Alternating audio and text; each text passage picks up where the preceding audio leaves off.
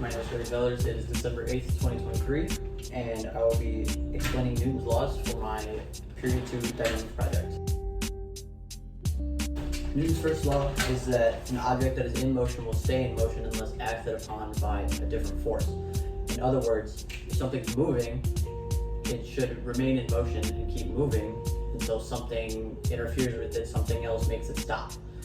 And to demonstrate that, I'll be using a toy car on this table. And so when I push it forward, it's in motion, but the forces acting upon it are friction between the tires and the table and the friction between the tires and the car.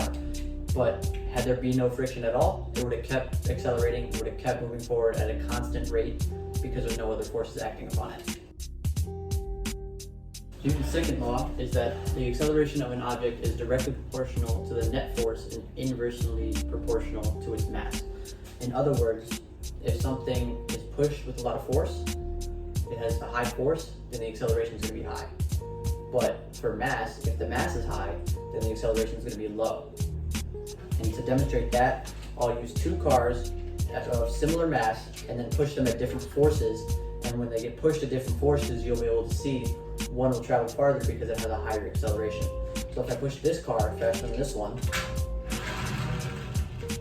you'll see which one went farther because this car was pushed with a higher force. Even though they're the same mass, this car was pushed with a larger force. In turn, its acceleration was higher.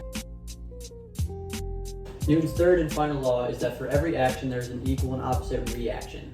And what that means is that if, say, something were to hit something, whatever it hits is going to have the same reaction back onto that object. So if I'm punching my hand, then this hand is having the same reaction onto the fist that I punched it with.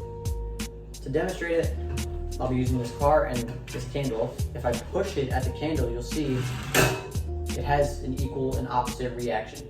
So the car hits the candle, and although it didn't move, the candle technically hit it back.